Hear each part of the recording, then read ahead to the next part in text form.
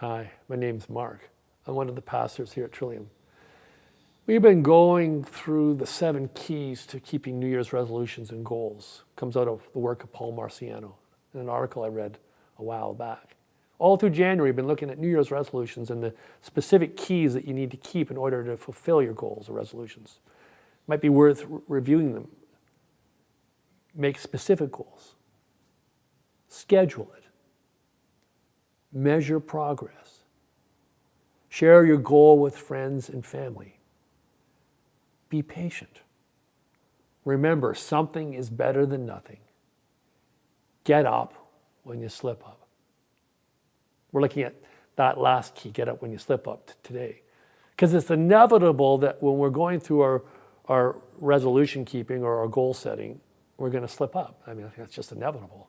I don't think anyone's ever fulfilled a goal or resolution without at least falling down once.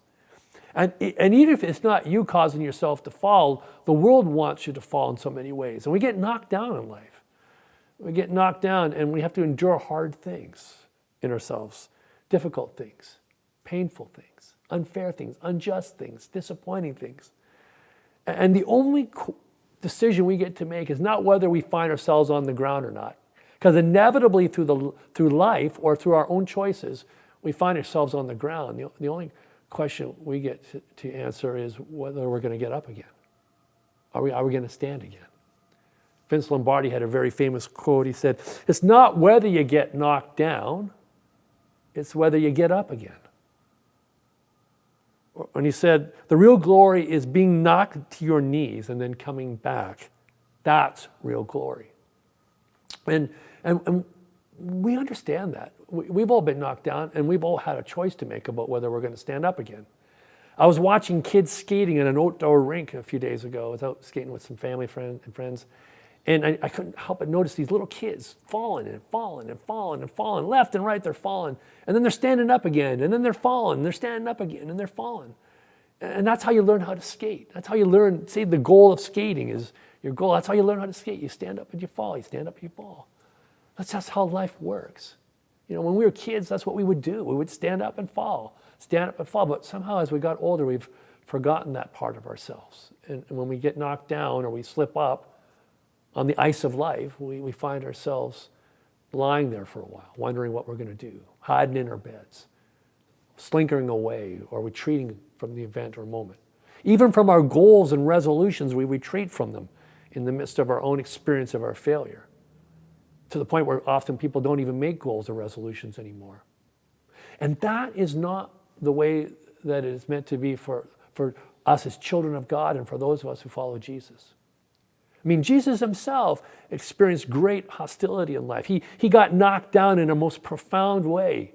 Imagine, he comes into the world bringing perfect love and peace to his neighbors, and he's rejected by them. He's frustrated by them. They express anger and hostility towards him. He's arrested in violence. His own disciples betray him. The people closest to him scanter away from him. And he's nailed to a cross and dies in shame. And yet the principle that Marciano lays out applies to Jesus just the same. Get up when you get knocked down in life. Get up, get up. And literally the word resurrection in the Greek means to stand again. Anaistemi. Anistemi means to stand again. Get up. And the resurrection call of God to Jesus is to stand up again. And the Lord stands up. And he calls all of us who follow him in our practice of being God's hands in the world to stand up with him. Because you're going to get knocked down. You're going to miss opportunities. So will I, of blessing people and healing people and feeding people, of extending kindness and compassion to our neighbor. We're going to slip up and fall down. And even on those specific goals that we set for ourselves, in becoming a more powerful expression of being God's hands, we're going to find ourselves flat on our back.